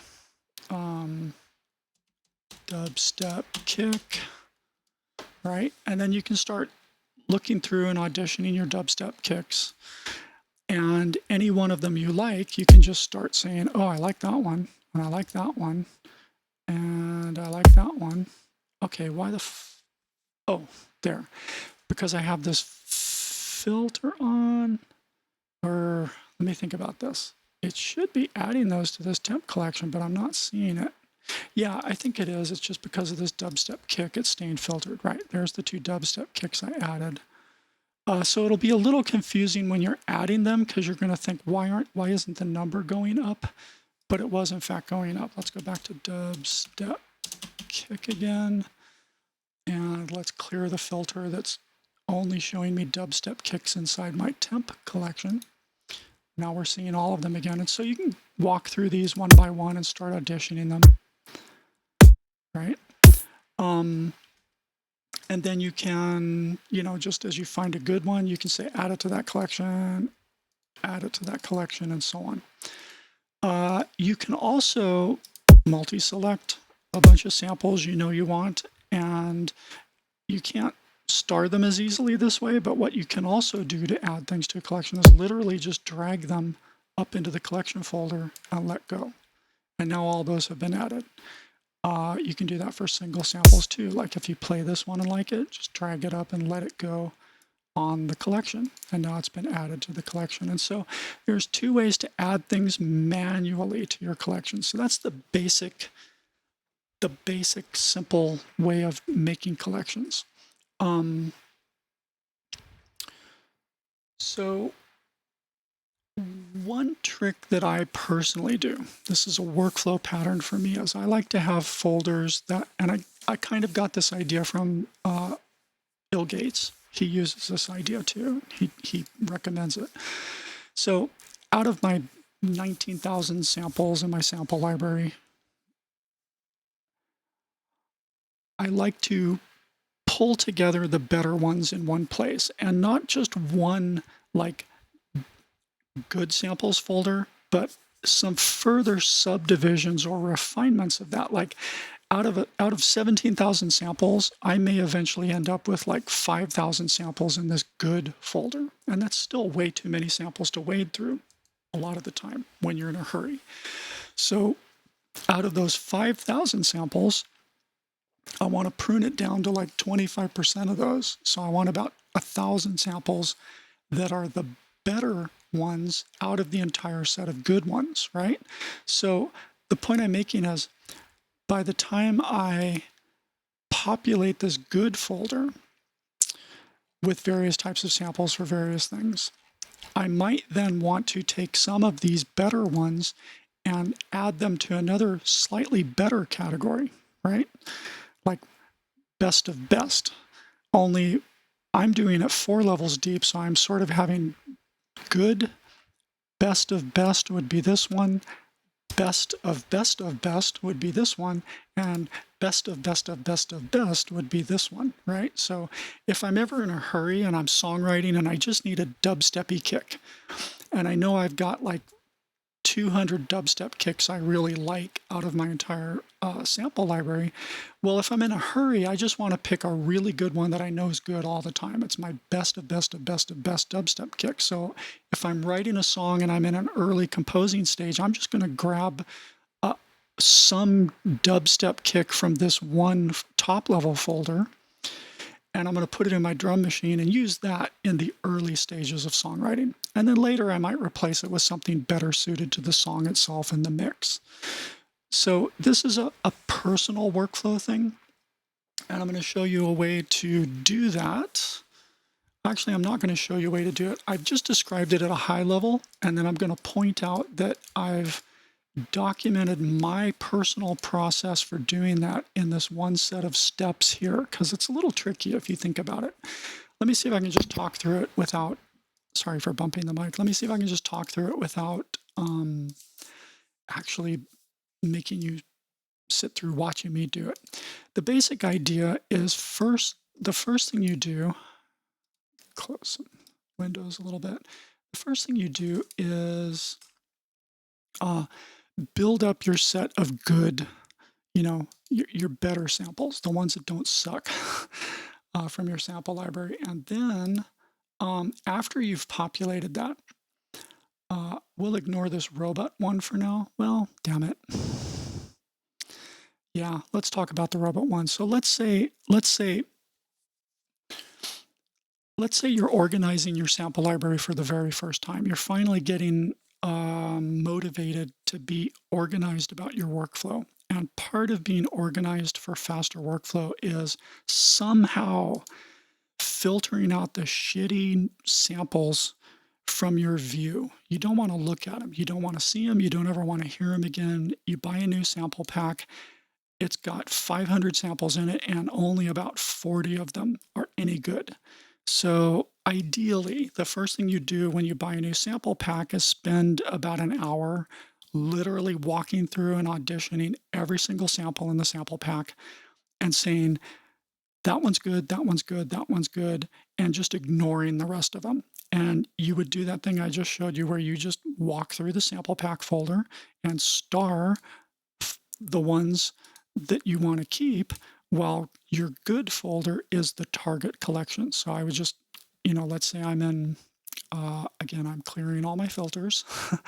I'm going to locations. Let's pretend I'm walking through some random cymatics sample pack, like a cymatics drum sample pack. So here I am in cymatics Aurora drums pack. And I don't care what type of drum it is right now. I'm just going to walk through these one by one and literally audition every one of them. And I'll play that first one and I'll go, nope. And I'll move on. Nope, nope, nope, nope, nope, nope, nope. And then I might go, oh, well, actually that one's okay. I kind of like that one. And so I would star it and it's going to automatically add it to that collection, even though I can't see it anymore, right? It's up in this other pane that's closed. And then I'll keep walking down. Nope, nope, nope, nope, nope, nope, nope. And then I'll go, oh, that's good. And I'll star it. And so you'd walk through a whole sample pack like this right after you buy it in an ideal world when you're really organized, which most of us aren't. And then when you're done, you can forget about that folder. You can forget about this sample pack from that point on, because now the only samples from it you care about, you've already collected into your good folder. And I have to get rid of this location filter to see everything that's currently in my good folder. So I click that little X. So now you've got everything you want in your good folder. So ideally, in the ideal world, the first thing you do to organize your entire sample library or any new sample pack is walk through the whole thing and just quickly say, that one's pretty good. I'm going to save it to my good collection. Then when you're done and now you're trying to get a little more granular, you would think about the kinds of sounds you reach for all the time. Like you always reach for impacts, and you always reach for risers. You always reach for buildups. You always reach for kick drums and snare drums. And maybe you have some ideas in your head that I'm a trap producer, and I also like to sometimes make rhythm or dubstep. And so I want a specific set of kick drums that are really good for trap, and another set of kick drums that are really good for rhythm, right? And so then you might build yourself a couple manual collections like, let's do drums, rhythm. I like to do high-level categories first in my name. And then, so you would make a drums rhythm folder. You would make sure it's set as the target collection. And then you would go back to your good folder and make sure you're looking at all the samples you've decided were good. And then you'd maybe do some keyword searches. Like you would say, okay, show me anything that has the word rhythm in it. And let's say it found, it found 50 different kick drums that all had rhythm somewhere in the parent folder name or whatever. Or, you would just maybe search for kick drum if you don't really care about that. Okay, I got to get rid of there we go. Let's try rhythm again. Yeah, so here's a bunch of things that either a parent folder name says rhythm or the sample itself says rhythm. So these might not be drums. Let's try drums. Okay, well, yeah, here's some drums that came out of a rhythm pack I bought somewhere, right? So I might walk through these one by one. Remember, this is the target collection. I'm trying to collect rhythm drums in one place so I can find them easier later. So now I would start walking through, and again, remember, this is finding all my rhythm drums. Oh, right. So you would also want to filter by good, right? You would want to have rhythm drum and good as your filter. Now, in this case, I don't have anything that I ever chose as good that said rhythm and drum. So we're going to loosen this search term to just drum. And let's pretend that I don't really care what pack it came from or whether the drum name, the sample name says rhythm in it. I'm just looking for what to me sounds like a good drum loop or kick drum or build up or whatever that might work for a rhythm song. And so, you know, you basically search and filter through your good samples. Make sure that's one of the filters, is like start with your good samples and then search for keywords inside there. Make sure your target collection is drum rhythm, and then just start walking through these and auditioning them and say, you know, that would work in a rhythm song, that wouldn't, that wouldn't, that wouldn't, that's not rhythm, that's not rhythm, that's not rhythm, oh, that might be rhythm, that's not rhythm, that's not rhythm. And for every one you stop on and say, yeah, that could work in a rhythm song, click the star. And then as you do that, in fact, I'll just randomly pick a few of these. You know, as I walk through here and pick all kinds of things that are drums of some sort that might be useful in a rhythm song. Grind? No, probably not the rhythm song. Oh, maybe. Screw it. Right, so pick a few songs, I mean a few samples, and then clear all your filters. And then from that point on, anytime you come to this folder that you met, this collection, this virtual folder, there's samples from your total set of good samples that you decided were possibly useful in a rhythm song. And now you got one place to go. And it's always coming from good samples, okay? So what I would do is I would fill out my good folder first and just completely filter out all the shitty samples from my library. Then I would come through and make all these various robot folders for things I would use over and over all the time in different kinds of songs. And I have my own categorization for that. I'm not going to bore you with that. You're going to have your own categorization that makes sense. And you can, anyway, build these common categories out of only the samples that come from your good folder. Make sure this is selected and it's one of the filters, and then go from there. And then you're not going to pick up any of the crappy samples that you just said, I'm never going to use these are terrible, I only want to pick from my good ones. And so build out your commonly used categories, right? Then the next thing that I kind of talk about in this example is the third step is to now start fleshing out the best of best collection, right? That's step number 3 here. And the basic idea here is you're going to start by setting this better as the target collection. And then you're going to select your very first of your robot collections, or your categorized collections, okay?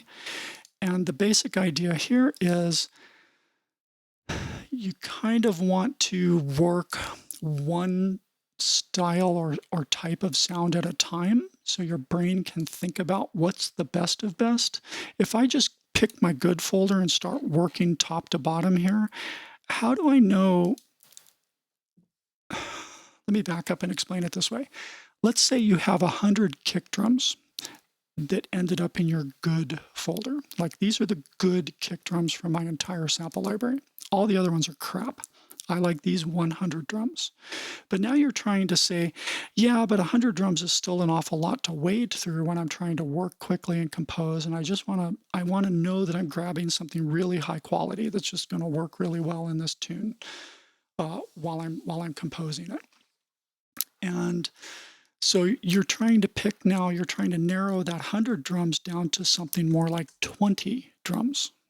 So you only have to think about 20 different choices instead of 100 different choices while you're in the early stages of a project and you just want to get an idea down quickly, right? So you're taking 100 drums and you're filtering it down to 20. And the problem is, if you just pick your entire good folder and start trying to work from top to bottom in here and pick the 20 best drum sounds, well, there's going to be other things in here besides drum sounds. There's going to be vocals and synths and drop loops and bass tops and all kinds of stuff, right? So working from top to bottom and trying to narrow it down to 20 things is hard when you're working with your entire good library, because there may be like thousands of really good samples you have. So that's why you build good, and then you build these categorizations, these subcategories of all your good stuff. And then you go one subcategory at a time and you say, okay, if I've got 30 really good rhythm drums, roughly 25% of that is going to be what, 7, 8? So I'm going to walk through this rhythm drum group and pick 8 things to start. And that's what I'm going to add to my better collection, right? 8 out of 30. And then I'm going to go to my next categorized subset of all my good stuff. And I can see that I've got, 77 samples in this one? Well, roughly 25% of that's going to be about 15, 18. So I'm going to walk up and down here and listen to all these and pick 18 things to star. And those are going to get automatically added to this better collection. And you walk through every one of your categorized folders because it's the same type of sound. So it's easier for your brain to go, yeah, out of all these pretty good samples, 8 of them really turn me on. 25% of them are really stand out. And so I'm going to add those to this better collection. Okay. And then to fill out the remaining 2 even better and more finer granularity things, if you want to, if you need to, like let's say over time, your better collection ends up having like 300 samples in it. Well, that's still a lot of samples to wade through. So maybe it's worth doing the same process over again and selecting your best as the target collection, then filtering on your better. And then the trick here is it gets a little tricky when you get to this point. Now we're in step 4. So you would set the target collection as 2 best. You would select the very first robot collection, like, let's pick this one because it's got 77 different samples in it. And then here's the tricky part, and this is where smart collections come to the rescue. I've created a basic search filter. I've said my search filter right now is everything that's inside robot build up drum build. And what I'm going to do is just create a smart collection from this. So I'm going to right click and do create smart collection. It says it's basically going to pull everything from the collection called robot build up drum build. Oops, I have to give it a name. We're just going to call it temp. Temp 2, because I already have a temp setting out there. All right, so now I have this temp 2 collection. And what I'm going to do is select the temp 2 collection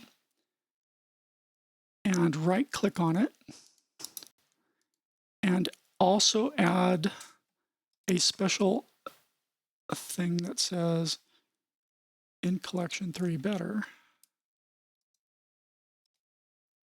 to the smart collection properties.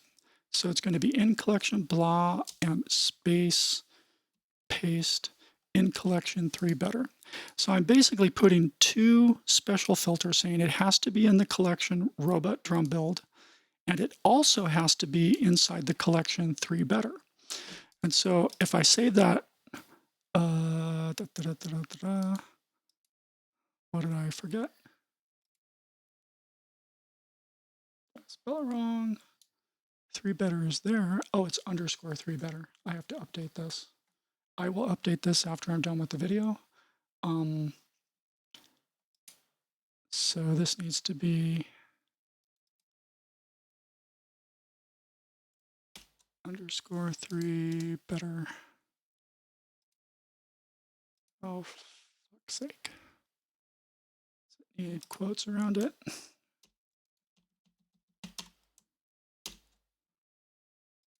There we go. So I have a space in there. I probably should change that at some point so that there's no spaces. If you have a string that has a space in it, like between the number 3 and better, then you have to put quotes around it. I'll update the book to make that a little more clear when we're done here. So anyway, I have this temp thing that is now only the things in my robot drum build folder and also in the collection called underscore 3 better. And assuming I had anything in here, I could then walk through these and say, let me pick 25% of this result set. And that's what I'm going to add to my best of best. And then I would basically do the same thing. I would have to do the same thing one by one for each of these, right? Same exact pattern. So it gets a little tedious and slow if you ever want to go beyond like good and best of best, or better, best and best of best, if you want to go higher levels, you can do it, and it gets a little funky and it gets a little slower, but you can do it if you end up getting way too many things, even in your sort of best of best category, this better category, right? So I describe how to do that. You can experiment with this and wrap your head around it if it's of any interest to you at all. It's just one example of how you can, the main thing I'm trying to show is how you can use smart collections in addition to manual collections. If you use them together in an intelligent problem-solving way, you can accomplish some really interesting things with your library categorization. I thought this was an interesting use case. So one example, most of you probably wouldn't care to go through that much effort. So I'm going to leave the rest of this. I think I've given you enough overview that if you read through the remaining sections, this will make sense to you now. But I am going to move to this one section that talks about random selection. For those of us who use sample librarian tools, like ADSR recently put out this really cool totally free sample manager VST called Sample Manager. And it's kind of cool because it will automatically read through your entire set of libraries, and you can, where do I do that? I thought it was here. Where's my library? That's general settings. Library must be there. So kind of like I showed you earlier in Bitwig, you can define lots of different folders that it should look in to collect its total set of samples. And it automatically creates tags based on keywords, useful keywords that it finds inside the sample names themselves. So if I want to see every sample that might conceivably be a grime sample, I can click this, and now I've narrowed it down to a set of samples that have the keyword grime somewhere in the name, okay? And there might be other tags that it's also associated with, and you can sort by BPM, you can sort by type, like this little circular thing means it's a loop, this little arrow means it's a one-shot. And so it's got all this great way of quickly selecting your sample library based on tag names you might never have thought to create for yourself because it would have taken way too long, like Dusty. I've got 46 samples with the word Dusty in it. And if I get rid of grime and I add Dusty, all right, they got the word Dusty in them somewhere. What does that mean? Who knows? Who cares? It's a tool you could possibly use. What's really cool about this, though, and what I wish Bitwig had and what I wish Ableton had, is this random button. So out of any result set I find, like I could search for Dusty and drone and female. And so here's samples that match those three tags. And then I say, okay, great. It's still way too many for me to look through. There's like 500 samples here or something. Pick one at random, and it'll pick one at random. Oh, I don't like that one. Pick another one at random. Pick another one at random. Try a different one. Try a different one. Try a different one. And so this is a really nice feature. Any DAW that has a random button for its sample browser is awesome. And unfortunately, Bitwig is not awesome in that way. I've put in feature requests saying you should add a random button. I think your system's powerful enough you could easily do that. Maybe time will tell whether they actually do that or not, but random buttons are cool. And for now, Bitwig doesn't have that. So if you want to have the ability to randomly select samples, a tool like this ADSR Sample Manager is your best bet, and it's free. The big problem with using something like this, though, is it's going to look through all of your sample library. It's not easy to say only show me things from my good set of samples. So a lot of your randoms are going to come from samples that you may consider pretty weak, and it's just hit or miss. Anyway, it's a tool you might find useful. What else do I want to talk about? Browsing samples by tag name. Yeah, I briefly touched on this. So again, I've talked a lot about collections. I've talked a lot about locations.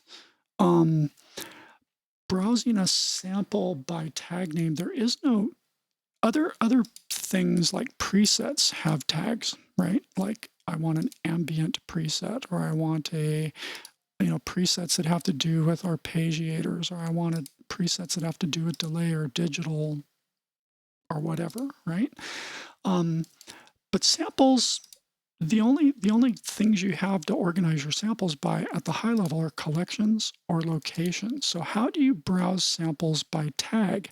Well, again, Bitwig doesn't really give you a way to organize your samples by tag.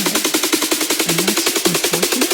Maybe they'll add that at some point in the future. Maybe they figure nobody's going to go through 77,000 samples or 100,000 samples and tag every one of them, give them like tag names. But if they had some way of doing tagging on samples, there would be an option like you see here for presets.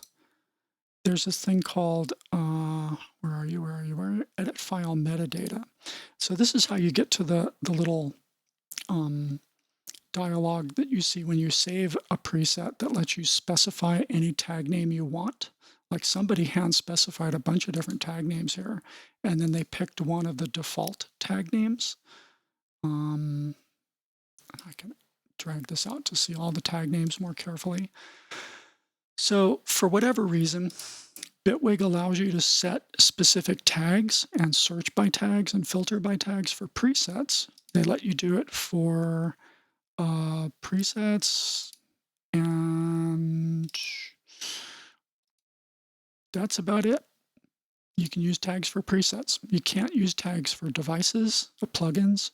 You can't use it for samples. You can't use it for multi-samples. You can't use it for clips. So going back to samples, I think the main point of this section in the document that I just showed you was if you want to search by tag name, you pretty much have to use a third-party tool like Sample Manager from ADSR that I showed you. Maybe at some point Bitwig will change that, but for now that's how it works. And this last one here about unused Snowflake types, this is just for me. Maybe you'll find it useful. I've explained enough that it might make sense to you, but I guess I'll give you the basic idea. Remember I said earlier in the ill.Gates kind of methodology for fast songwriting and efficient workflow, he breaks down samples into two big categories: robots versus snowflakes. Snowflakes are things you only use once. They melt, then they're gone. Unique snowflake. The idea is, let's say you have a really unique,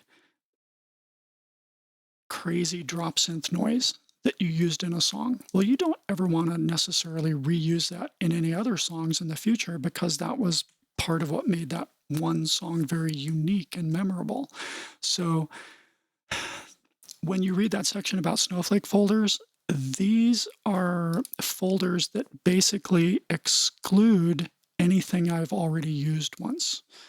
So if I have a set of, for example, a type of, these sound crazy if you're not familiar with ill.Gates methodology, but if I had some face samples in here that I hadn't yet used and I'm writing a new song and I'm looking for a good face for that song, I would come here to this folder and it would only be showing me the faces I hadn't ever used yet.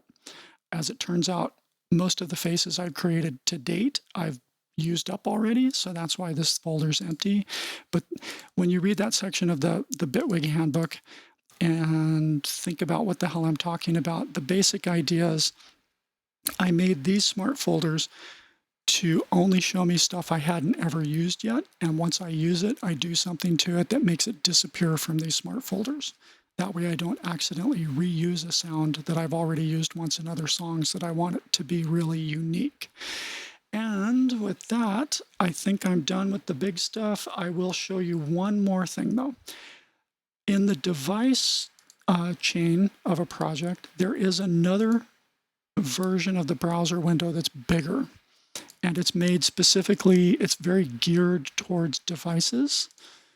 It's so you can do things like come here and say, I'm going to add this channel strip, and then I'm going to click this plus sign, and I'm also going to add FabFilter Pro Q2, and then I'm going to click this plus sign, and then I know I want a compressor in there. Let's use FabFilter Pro MB.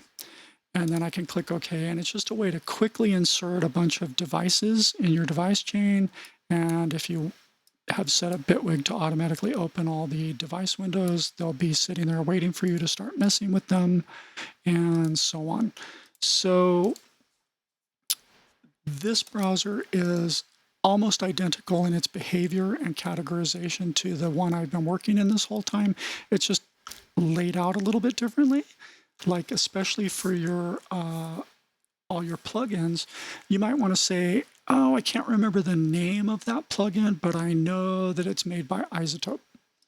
So let me just click on the iZotope creator of the plugin, and now I'm only looking at my iZotope plugins, right?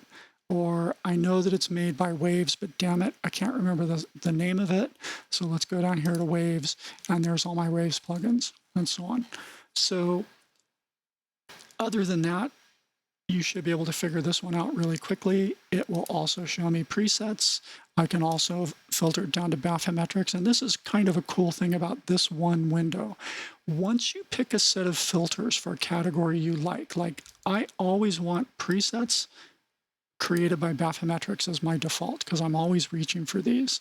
And down here is the filter that shows you all the possible presets of all types, or just my audio presets, or just my synth-oriented presets, or instrument-oriented, like MIDI note, things that do things to the MIDI notes, or containers that have instruments in them. These indicate instruments. Or maybe I just want to see only the MIDI note effects I've ever created that are just do certain special purpose things. But the basic idea is I always want this list to start with my presets. And so you can set up the filters here and then right-click anywhere in this window and say, remember selected filter when you're inserting that type of thing. And if I click this, it's going to sort of lock this filter into memory so that every time I come over here to the presets window, like even if I start a new track, Control-T, and on this new track, I come down and open up this browser and I go straight to presets. Make a liar out of me. Why aren't you remembering bathymetrics now? That's really odd. I may have cleared it accidentally when I did this.